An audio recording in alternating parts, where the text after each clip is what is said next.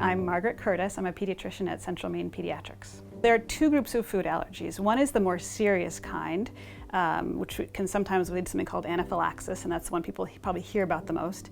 Those symptoms usually start within minutes to up to 2 hours after eating a food, and those symptoms in kids are most likely a rash, sometimes hives, and vomiting.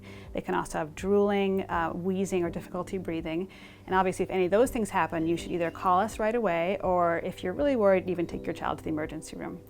Another group of symptoms of food allergy tend to be more chronic and start days to weeks after starting a new food and last for days or weeks.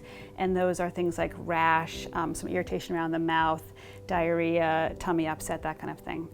Sometimes we see poor growth in kids who have severe food allergies that last a long time, but those are symptoms that can wait a little longer and you can talk about with your doctor at a visit. So if you see your child with hives, vomiting, difficulty breathing, drooling, or really not seeming like themselves, being kind of pale, low energy, then either call us right away or take your child to the emergency room, depending on how serious you think it is.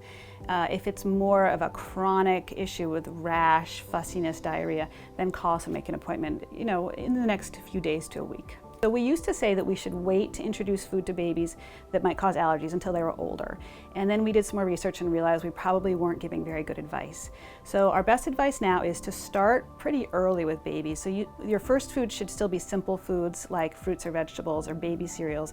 And then you can start introducing more foods that could potentially cause allergies like eggs, peanut butter, yogurt. Cow's milk is a little hard to digest for most babies, so we usually wait until about a year.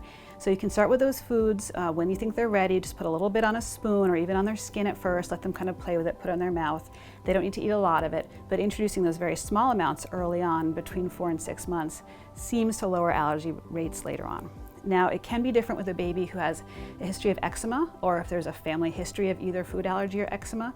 So you should talk to your doctor about that. If it's a severe history, we might send them to see the allergist first, or we might introduce those foods in a very careful, controlled way. If you or your spouse has a severe food allergy, or if you or your spouse has eczema, you should come talk to us about introducing allergenic foods before you start.